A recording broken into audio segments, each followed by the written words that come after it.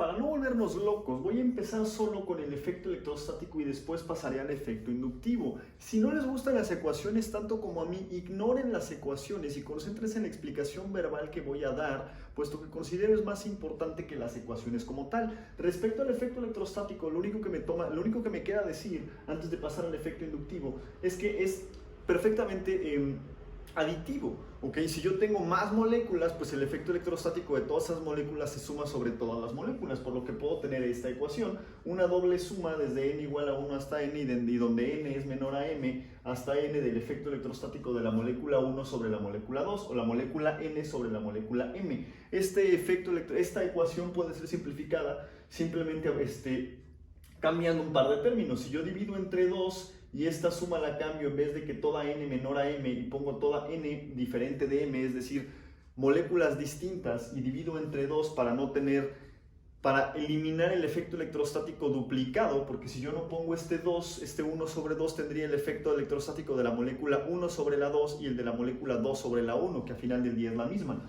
Voy a obtener, pues, esta doble suma del efecto electrostático de las moléculas 1, 2 o n y m, ¿ok? Al final del día lo que quiero llegar es que el efecto electrostático es perfectamente aditivo. Respecto al efecto inductivo, este efecto inductivo depende principalmente de dos cosas. Acuérdense que la inducción es la manera en la que se modifica la densidad electrónica de una molécula cuando le acerco otra molécula que puede tener una distribución de carga inhomogénea o heterogénea, pues. Esto depende de dos términos. El término 1 es la ganancia energética por la polarización de la molécula 2. Es decir, la molécula 2, en este caso la molécula de yodo, no está polarizada. Yo le acerco la molécula de acetona y se polariza. Este término incluye la energía que gana el sistema porque la molécula de yodo se polarice.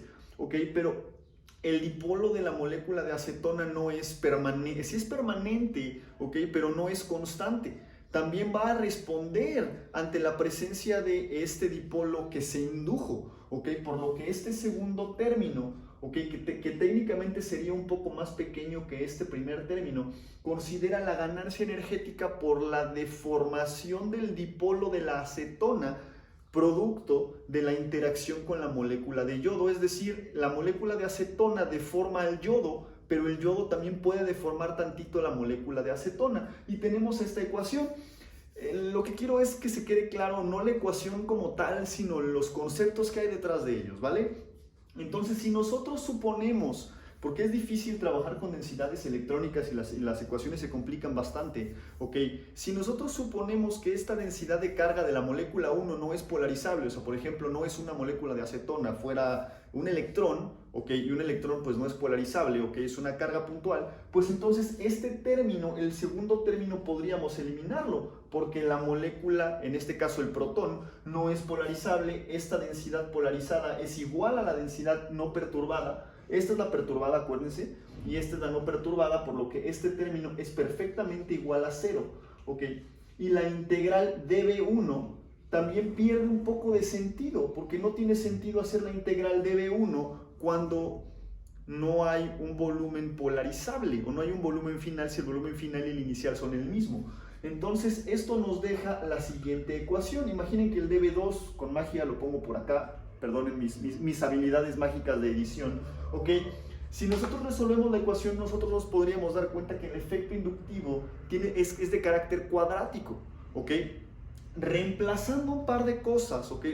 Este efecto cuadrático, reemplazando un par de cosas, ¿ok? Utilizando un poco de los números que utilizan en la mecánica cuántica, por ejemplo, no utilizan angstroms, no utilizan coulombs, no utilizan kilocalorías por mol o device o angstroms cúbicos, ¿ok?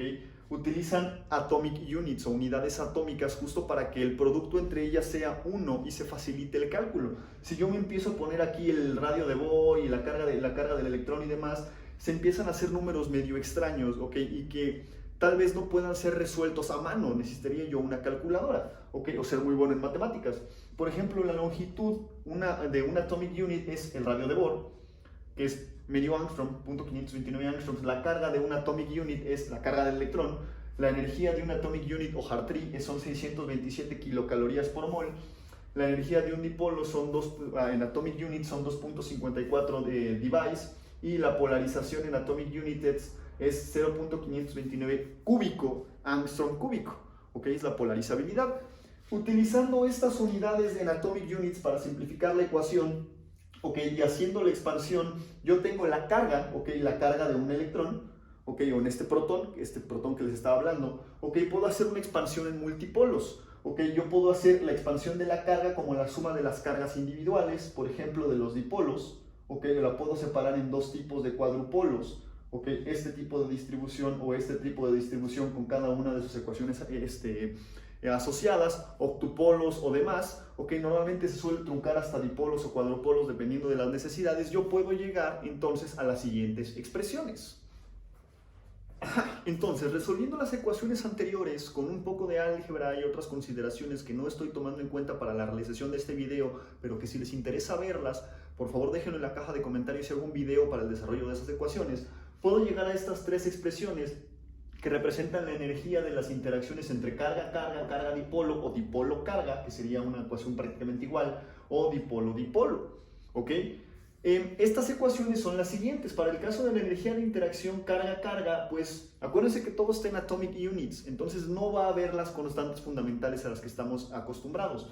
En este caso va a ser la carga de A por la carga de B entre la distancia que las separa. Para la ecuación de la energía de interacción de la carga y el dipolo, tengo menos la carga A, el dipolo B y la distancia que los separa entre el cubo de la distancia que hay entre ellas. Y para el caso del dipolo-dipolo, ok, tengo la siguiente ecuación. La energía de interacción entre el dipolo-dipolo dependerá de los dipolos A, los dipolos B y el cubo y la potencia quinta de la distancia que la separa. Tengo dos términos, ok, solo por la manera en la que se resuelven. A lo que quiero llegar, ok, con esto es que estas ecuaciones se obtuvieron solo considerando la energía electrostática y la energía inductiva o el efecto inductivo, ok, y realizando varias expansiones y varias consideraciones. Pero solo analizando la forma de las ecuaciones puedo llegar a implicaciones bien importantes. Por ejemplo, la carga-carga, la energía de interacción carga-carga depende del inverso de la distancia. Eso quiere decir que son interacciones de largo alcance. Los iones tienen la capacidad de interactuar a largas distancias, por lo que sus interacciones son más fuertes que, por ejemplo, la carga dipolo o los iones dipolo. Esta sería una interacción del tipo ion-ion.